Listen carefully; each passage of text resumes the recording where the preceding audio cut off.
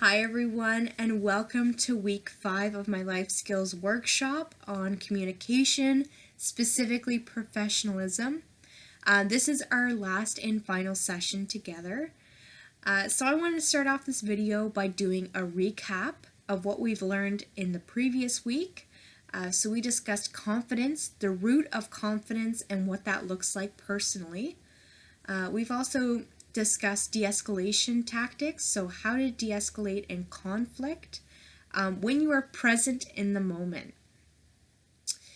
And this week we're going to transition and we're going to do more of the actual application of knowledge and what we've been learning. So I have a few activities for you guys to do this week. Now, I know that with COVID-19, it's a little bit more difficult to do in-person activities. So I'm freeing up the option if you want to use a different social media platform to do this with either a group member, a friend, a family member, whatever works for you guys, honestly, just do it. So this week activity-wise, we're going to be doing a role play activity. We're also going to be writing a cover letter, and we're going to be practicing the communication techniques that we've been learning about. So let's start off with our first activity, which is the role play. I'm going to ask you guys to find a partner, and you're going to have a mock interview. Now, for this mock interview, I'm going to ask that you do keep the camera navel up so that the individual is able to see your posture and how you are communicating. If it's shoulders and above, you miss that whole part of body language that is so important.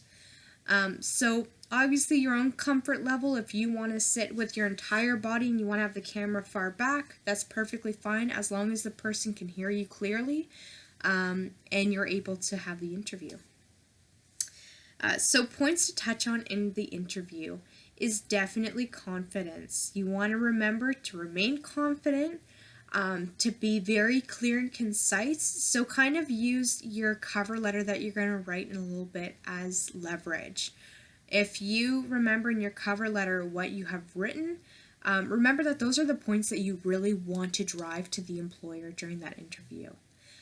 So if you're saying that you're, very capable of being adaptable in any situation, you don't want to say that you're adaptable and then walk into a brand new situation where you have an interview with an employer and you're closed off and you're not really showing that you're confident, because that doesn't show that you're adaptable. So just remember what you have put in your cover letter and remember that that's what you're going to drive point-wise to that employer. So next we're going to be writing a professional cover letter to go along with this mock interview. Obviously separate activities, but you can use it if you want to even do that one first and then do the mock interview. It's completely up to you guys. So for this cover letter, you're going to practice writing to any company. You can research one, you can make one up, whatever you would like. This is not a real cover letter because it will be assessed by somebody else or myself if you want to send it to me and say, hey, listen, this is the cover letter. What are your thoughts and opinions on it? What can I change? What did I do really well with? That is absolutely acceptable. So, yes, we're going to be doing a cover letter. Remember what points you want to make about your abilities. Really focus. And I don't mean your abilities as in your personality abilities, not that you're trustworthy or you're a good team worker. Focus on your actual physical and knowledgeable abilities. So if you have any previous experience, let's say you're a social worker and your mock cover letter is you writing to Catholic Children's Aid.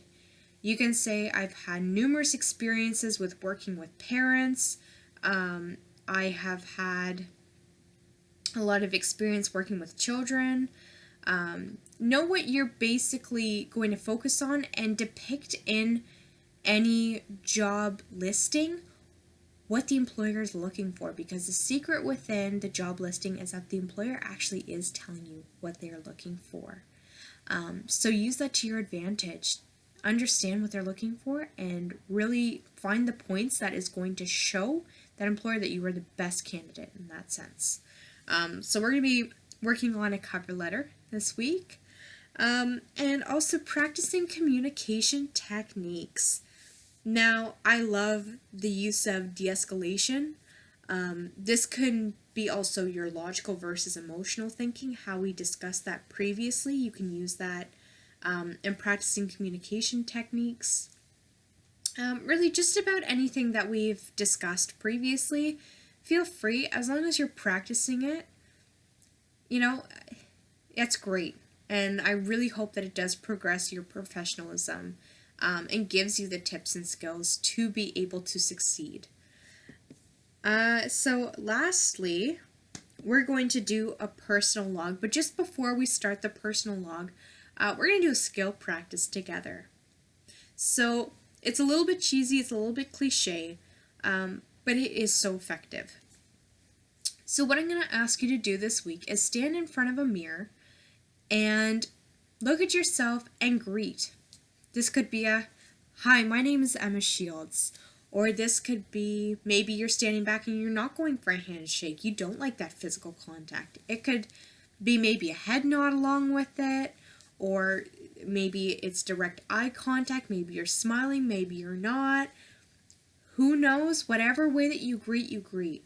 But I'm going to ask you to kind of then stand back and depict, could that be considered professional?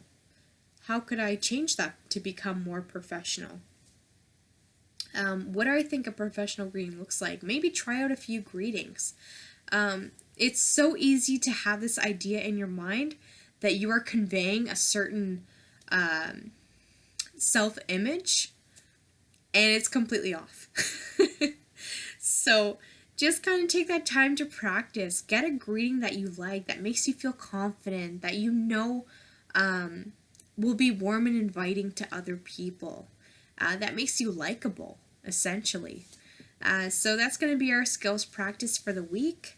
And lastly, we're going to be doing a log. So what is a log? Basically, you're writing down and analyzing with the content and practicing over this week. How does it make you feel? How do you feel about yourself after learning all of these skills and now implementing them? How do you think others feel? And this is where the group work comes so in handy, because you do get some insight on how people feel and how people perceive you. So I'm going to ask also, along with that, don't always choose the yes friend. I know it's easy to like the positive feedback, but choose somebody who you know is going to be very honest and very straightforward with you no matter how much it hurts. Because that's what's actually going to drive success. You want that type of person to be able to give you proper feedback. And then the second part of the log is analyzing your thoughts, how you think other people perceive you, and what are your thoughts about yourself, and how do you perceive yourself when it comes to the skills implemented over this week. So I'm going to invite you guys to take some time to do that. I really appreciate you taking the time to watch this video and for hanging out with me over the past few weeks. It's been really great, and all the best to you in your professionalism in the future. Bye.